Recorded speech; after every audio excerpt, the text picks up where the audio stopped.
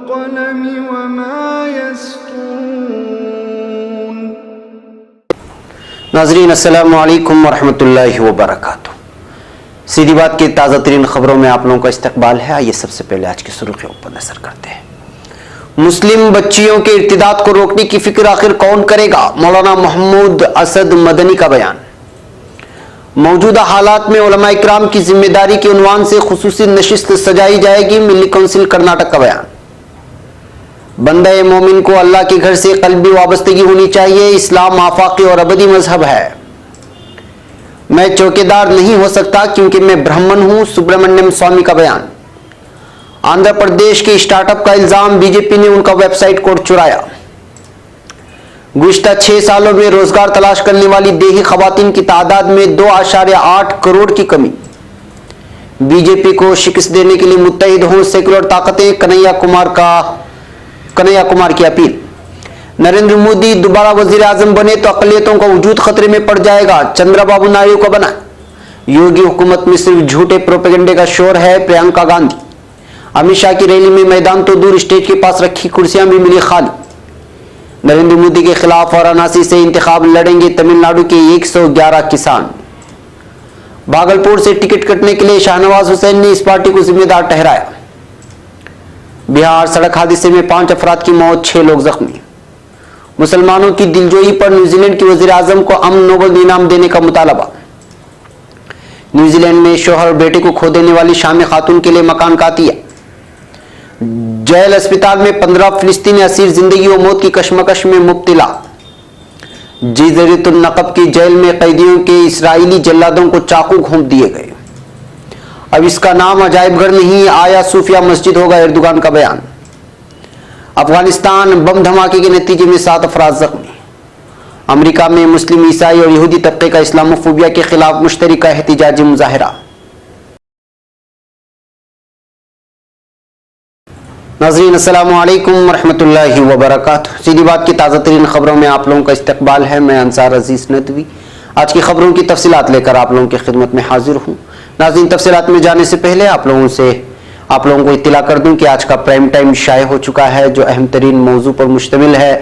केरला में RSS के कारून के घर से कई बम धमाका खेज मादा जब्त कर लिया गया है और इसमें 2 बच्चे जख्मी भी हुए हैं। जबकि एक और खबर यह है कि कश्मीरी नौजवान पर हमला किया गया है। बेंगलुरु की खबर है। यूपी में एक 50 साला मुसलमान को कत्ल कर दिया गया मगर सुर्खियां नहीं मिली। तो इन्हीं बातों पर मेरा तबसरा हुआ है, उसको जरूर देखें और दूसरों तक फैलाने की कोशिश करें। तो नाज़रीन, चलिए चलते हैं तफसीलात की जानिब। पहली खबर बेंगलुरु से। दौरान अहमदाबाद के सफर मुझे बताया गया कि 4 माह के अरसे में 700 बच्चियां घर से भाग गई और किन के साथ भाग गई ये आप अंदाजा लगा लें। तो सोचिए कि अपने नस्लों की ईमान की बका की फिक्र कौन करेगा। जो तारीफें हो रही हैं, जिन अलकाबात से नवाजा जा रहा है, सब अपनी जगह, मगर क्या इन हालात में महसूस कर सकते हैं? इन बातों का इजहार जनाब मौलाना महमूद असद मदनी, नाज़िम उमूमी जमीयत उलमाए हिंद ने किया। वो कल यहाँ बेंगलुरु ईदगाह मैदान में जमीयत उलमाए कर्नाटक के ज़ेर एहतिमाम मुनाकिदा 100 साला तकरीबात के ज़िम्न में मुनाकिदा इजलास आम से मुखातब थे। कई उलमा इकराम और दानिशवरान के खिताबात के बाद अपनी बात रखते हुए मौलाना ने कहा कि तारीफ़ी अलकाबात को अपनाने का वक्त गया। अब अमली सतह पर हमें काम करना है। अब आने वाली नस्लों की ईमान के बका के सिलसिले में सोचना है।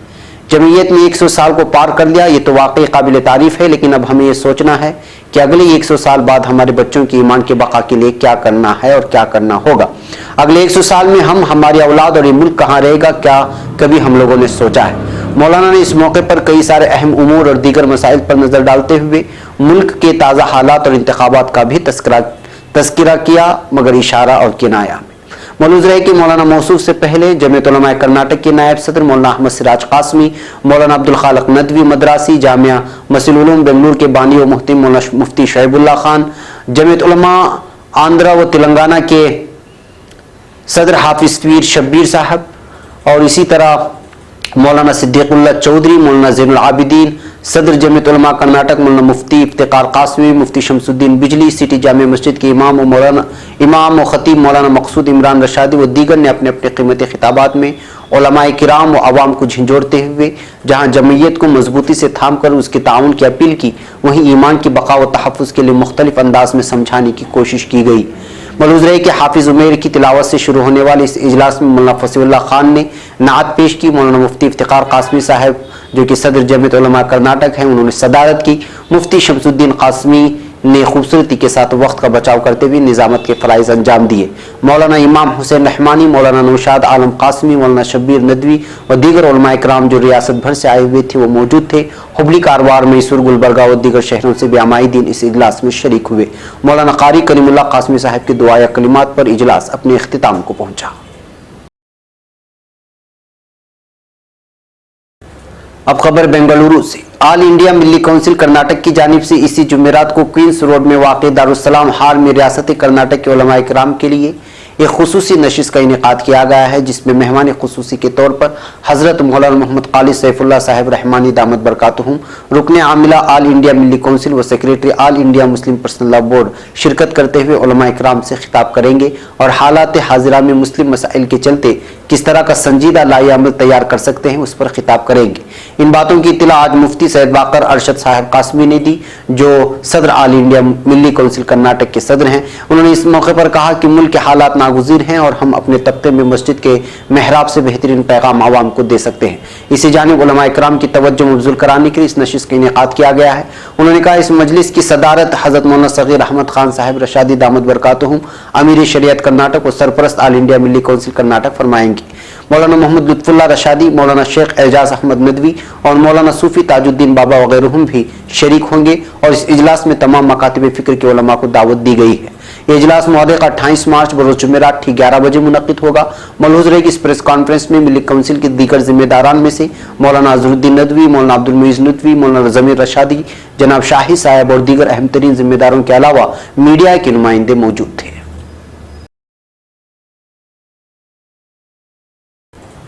अब खबर नई दिल्ली से। बीजेपी के एमपी सुब्रमण्यम स्वामी ने गुज़िश्ता इतवार को मुबैना तौर पर जात पात से मुताल्लिक तबसरा किया, जब उन्होंने कहा कि वो चौकीदार नहीं हो सकती क्योंकि वो एक ब्राह्मण है। 17 मार्च को वज़ीर-ए-आज़म नरेंद्र मोदी समेत कई बड़े बीजेपी रहनुमाओं ने अपने ट्विटर नाम के आगे चौकीदार लफ्ज का इजाफा किया था। पार्टी ने सोशल मीडिया पर मैं भी चौकीदार मुहिम भी शुरू की, जिसमें लोगों से इसमें शामिल होने की गुजारिश की गई। बीजेपी ने कांग्रेस के चौकीदार चौराहे के नारे का मुकाबला करने के लिए मुहिम शुरू की थी। Scroll.in के मुताबिक एक तमिल न्यूज चैनल थानथी टीवी को दिए एक इंटरव्यू में स्वामी से पूछा गया कि उन्होंने ट्विटर पर अपने नाम के आगे चौकीदार लफ्ज अभी तक क्यों नहीं जोड़ा है। उस पर उन्होंने कहा, मैं ब्राह्मण हूं, मैं चौकीदार नहीं बन सकता।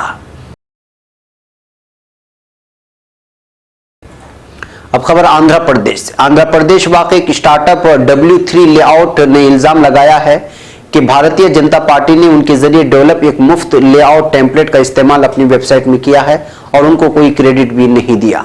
वाज़ेह हो कि गुज़िश्ता 5 मार्च को बीजेपी की वेबसाइट हैक कर ली गई थी। तब से बीजेपी की वेबसाइट बंद पड़ी हुई थी। 2 हफ्ते से ज्यादा वक्त के बाद गुज़िश्ता 21 मार्च को वेबसाइट दोबारा ऑनलाइन हुई। अब इस स्टार्टअप का इल्जाम है कि उनके जरिए बनाए गए लेआउट का इस्तेमाल करने के बाद बीजेपी ने अपनी वेबसाइट को ऑनलाइन किया है और उनको कोई क्रेडिट भी नहीं दिया। हालांकि ये टेम्पलेट मुफ्त है, लेकिन कंपनी की हालत को देखते हुए यूजर्स के जरिए कंपनी को क्रेडिट देने के लिए टेम्पलेट के माखज़ को लिंक करना जरूरी है। बीजेपी के IT सेल के सदर अमित मालविया ने कहा कि लेआउट एक फ्री टू यूजर एप्लीकेशन था और जब कंपनी ने लिंक लगाने पर जोर दिया तब से W3 लेआउट का कोड हटा दिया गया है, क्योंकि हम आमतौर पर ऐसा नहीं करते। अब खबर नई दिल्ली से। 2005 और 2004 से अब तक 5 करोड़ से ज्यादा देही खवातीन नेशनल मार्केट की नौकरियां छोड़ चुकी हैं। साल 2012 और 2011 से उन तक खवातीन की शराकतदारी में 7% कम हो चुकी है, जिसका असर ये हुआ कि अब तकरीबन 2.8 करोड़ कम खवातीन नौकरी की तलाश कर रही हैं। इंडियन एक्सप्रेस की एक रिपोर्ट के मुताबिक NSSO के PLFS 2017 और 18 की रिपोर्ट के मुताबिक तादाद 15 से 59 तक की उम्र वाली वर्किंग वुमेन में ज्यादा है। वाज़ेह हो कि इस रिपोर्ट को जारी करने पर हुकूमत ने रोक लगा दी है। आदाद शुमार के मुताबिक 2004 और 2005 के मुकाबले देही खवातीन की शराकतदारी की शरह 49.4% से घटकर 2011 से 2012 में 35.8% पर आ गई है। अब खबर पटना से। हिंदुस्तानी कम्युनिस्ट पार्टी सीपीआई लीडर और जवाहरलाल नेहरू यूनिवर्सिटी तलबा यूनियन के साबिक सदर कन्हैया कुमार ने लोकसभा इंतखाबात में भारतीय जनता पार्टी को शिकस्त देने के लिए सेकुलर जमातों से मुत्तहिद होने की अपील करते हुए कहा है कि इस मकसद को हासिल करने के लिए पार्टियों को अपने मफादात से ऊपर उठने की जरूरत है। बेगूसराय सीट से सीपीआई के उम्मीदवार बनाए गए कन्हैया कुमार ने यहां प्रेस कॉन्फ्रेंस में कहा कि वक्त का तकाजा है कि लोकसभा इंतखाबात में किसी भी हाल में बीजेपी को शिकस्त दी जाए, क्योंकि अगर मरकज में बीजेपी की दोबारा हुकूमत बनी तो कौम के लिए बड़ा खतरा साबित होगा। अब खबर चित्तूर से। आंध्र प्रदेश के वजीर आला तेलुगु देशम के कौमी सदर एन चंद्रबाबू नायडू ने अपनी इंतखाबी मुहिम के दौरान जिला चित्तूर में इतवार की शब जलसे से खिताब करते हुए तेलंगाना के अपने हम मनसब चंद्रशेखर राव पर शदीद बरहमी का इजहार किया है। उन्होंने कहा कि वो चंद्रशेखर राव को 100 रिटर्न गिफ्ट दिए बगैर नहीं छोड़ेंगे। उन्होंने कहा कि वो चंद्रशेखर राव को सबक सिखाएंगे। उन्होंने रियासत के राय दहिंदों से ख्वाहिश की कि वो वाईएसआर कांग्रेस का सफाया करते हुए एपी के 5 करोड़ आवाम की तौहीन पर टीआरएस सरबराह चंद्रशेखर राव को सख्त पैगाम दे। अब खबर यूपी से। कांग्रेस जनरल सेक्रेटरी प्रियंका गांधी ने 24 घंटे के अंदर एक के बाद एक ट्वीट करके योगी हुकूमत पर हमला बोला है। प्रियंका गांधी ने यूपी के मसाइल को उठाते हुए ट्वीट कर सीएम योगी को आड़े हाथों लिया। उन्होंने कहा, मैं लखनऊ में कुछ शिक्षा मित्रों से मिली। यूपी के वजीर आला योगी आदित्यनाथ ने उनको 8,470 रुपए मिल रहे शहरिया को बढ़ाकर 17,000 रुपए देने का ऐलान किया था, मगर आज तक इन टीचरों को सिर्फ 8,470 रुपए तो पे ही मिल रहे हैं। हुकूमत के झूठे प्रोपेगेंडे का शोर है, लेकिन टीचरों की आवाज गुम हो गई है। इससे पहले उत्तर प्रदेश में शिक्षा मित्रों की बदहाली को लेकर प्रियंका गांधी ने योगी हुकूमत पर हमला बोला। उन्होंने ट्वीट कर कहा, उत्तर प्रदेश के शिक्षा मित्रों की रोज तौहीन होती है। सैकड़ों मुतासरीन ने खुदकुशी कर ली है।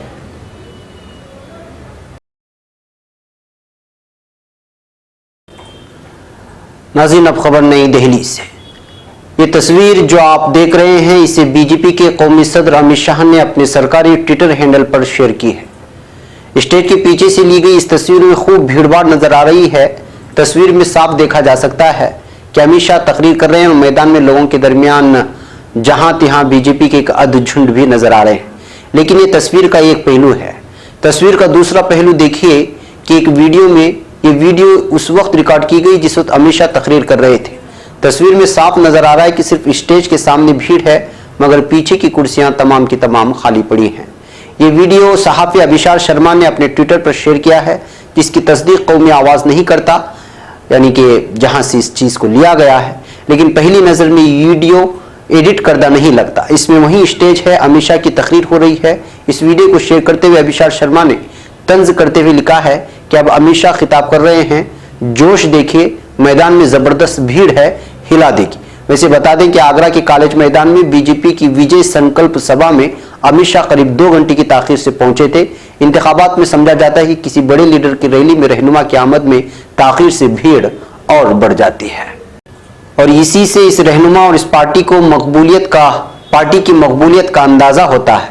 लेकिन अमित शाह के 2 घंटे ताखीर से पहुंचने के बाद भी मैदान तो दूर, कुर्सियां तक खाली रह जाना बीजेपी के लिए खतरे की घंटी साबित हो सकता है।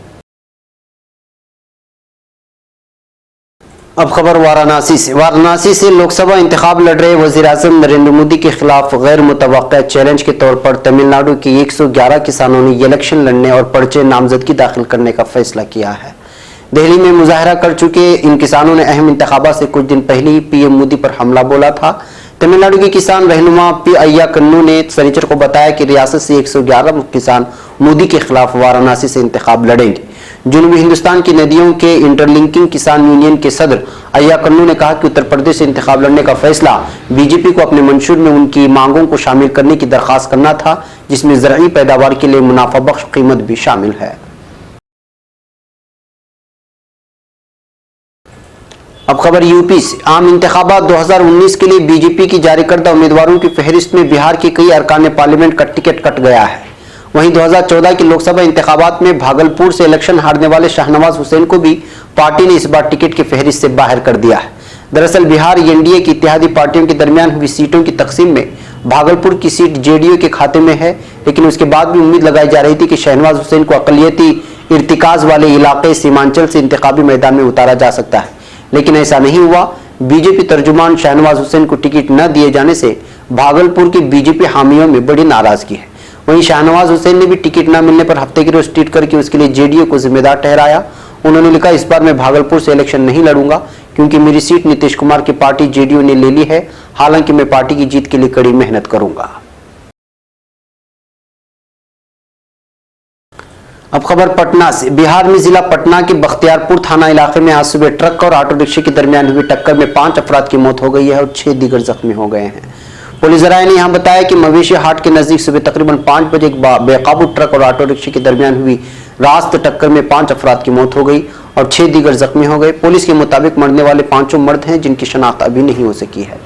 जराये ने बताया कि ऑटो पर सवार सभी अफराद बख्तियारपुर स्टेशन से एनटीपीसी बाढ़ जा रहे थे। जख्मियों की इब्तिदाई तिब्बी इमदाद के बाद पटना मेडिकल कॉलेज व अस्पताल भेज दिया गया है। हादसे के बाद ड्राइवर ट्रक छोड़कर फरार हो गया। पुलिस ने दोनों गाड़ियों को जब्त कर लिया है। लाशों को पोस्टमार्टम के लिए भेज दिया गया है।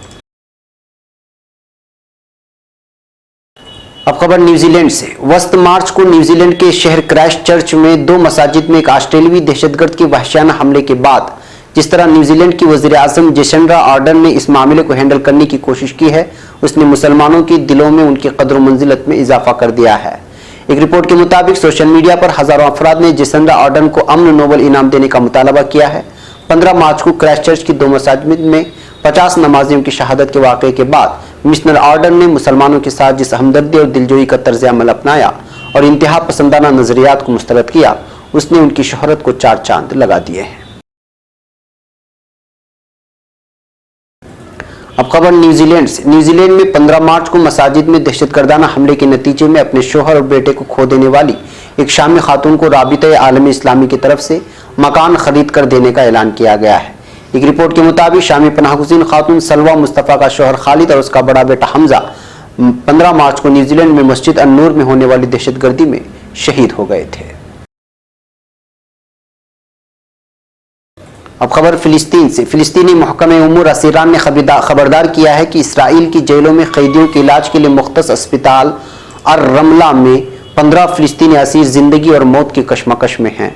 सेहनी जेलर और दीगर इंतजामिया असीरान के इलाज मुआलजे के मामले में मुजरिमाना लापरवाही का मुजाहरा कर रही है। मरकज़ी इत्तलात फिलिस्तीन के मुताबिक फिलिस्तीनी महकमे असीरान की तरफ से जारी एक बयान में कहा गया है कि अर-रमला जेल अस्पताल में नामनिहाद इलाज के बहाने कैद किए गए 15 फिलिस्तीनियों में से बाज फालिज के मरीज हैं और व्हील चेयर पर हरकत कर सकते हैं।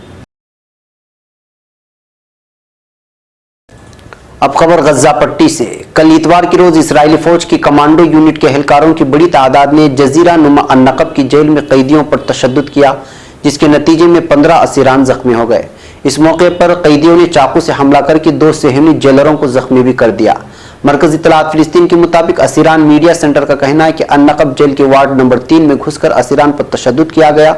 इस मौके पर असीरान ने 2 सेहनी जेलरों को चाकू घोंप दिए। अन-नक़ब सहराई जेल में इसराइली फौज की तरफ से छापामार कार्रवाई और तशद्दुद के बाद जेल में हालात कशीदा हैं। चाकू हमले में जख्मी होने वाले जख्मी इसराइली जेलरों को हेलीकॉप्टरों के जरिए अस्पताल मुंतकिल कर दिया गया। इंसानी हुकूक के ज़राए का कहना है कि इसराइली फौज ने जजीरा अन-नक़ब के वार्ड नंबर 4 में भी कैदियों पर धावा बोला और कैदियों को उनके कमरों से बाहर निकालकर उन्हें तशद्दुद का निशाना बनाने लगे। अब खबर तुर्की से। तुर्की के सदर रजब तैयब एर्दोगान ने कहा है कि न्यूजीलैंड का हमला शख्सी कार्रवाई नहीं बल्कि दहशतगर्दी का मुनज़्ज़म इक़दाम है। सदर एर्दोगान ने बाज़ टेलीविजन चैनलों की मुश्तरका नशरियात में एजेंडे से मुतालिक बयानात जारी किए हैं। उन्होंने 15 मार्च को न्यूजीलैंड के शहर क्राइस्ट चर्च में नमाज जुमा के वक्त 2 मसाजिद में 10 मिनट के फ़र्क से किए गए और 51 अफराद के हालात का सबब बनने वाले दहशतगर्दी के हमले के मौजू पर बात की।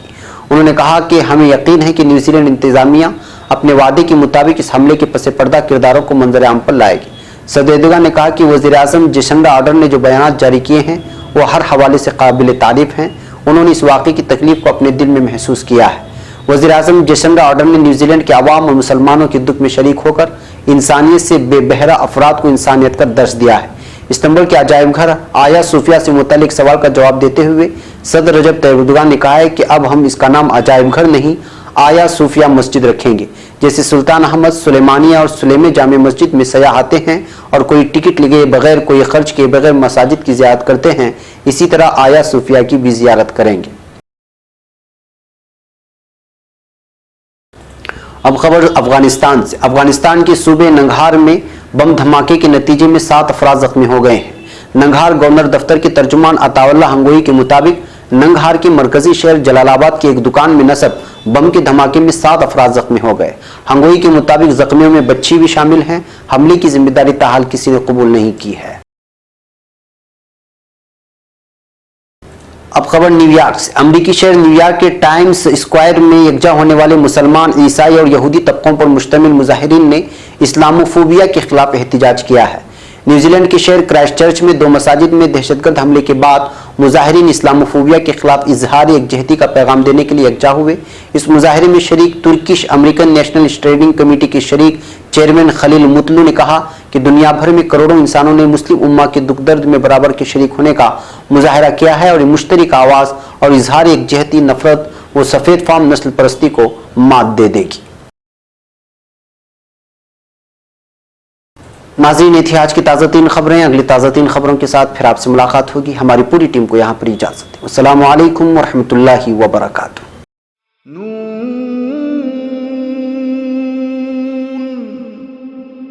वल क़लमि वमा यस्तूरून।